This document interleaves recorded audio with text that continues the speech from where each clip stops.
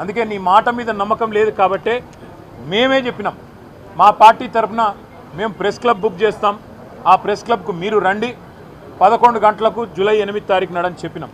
చెప్పినట్టుగానే కొడంగల్లో ఎక్కడో కాదు, ముఖ్యమంత్రి గారి సొంత నియోజకవర్గం కొడంగల్లో కూడా ఇంతవరకు రైతు బంధు పడని 670 మంది జాబితాతో సహా, రైతుల జాబితాతో సహా, వాళ్ళ పేర్లు, ఫోన్ నంబర్లు, వాళ్ళ ఇంటి అడ్రస్తో సహా మేము చర్చకు సిద్ధమై బయలుదేరిపోతూ ఉన్నాం.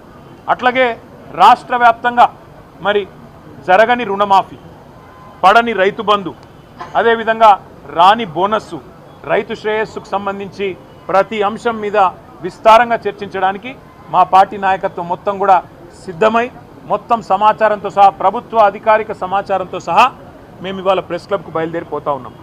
ముఖ్యమంత్రి గారు నిన్ననే బయలుదేరి ఢిల్లీ పోయినారంట. మేము అనుకున్నాం వస్తారేమో అనుకున్నాం, ఆయనే ముచ్చటపడి పిలిచిండు కదా వస్తారేమో అనుకున్నాం. రావడం లేదని నేను అనుకుంటా ఉన్నాను, ఎందుకంటే ఢిల్లీలో ఉన్నానని చెప్తున్నారు.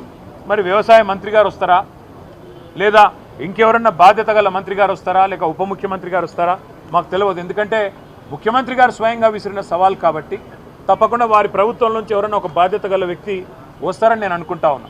మేము పోతాము, అక్కడ ఎదురు చూస్తాం. ఎవరన్నా బాధ్యత గల మంత్రో ఉప ముఖ్యమంత్రో వస్తే వారితో కూడా మాకేం భేషజం లేదు, ముఖ్యమంత్రి రావాలి అని మేమేం అంటలేం. ముఖ్యమంత్రి గారి తరపున ఒక మంత్రి వచ్చినా వారితో చర్చించడానికి మేము సిద్ధంగా ఉన్నాం.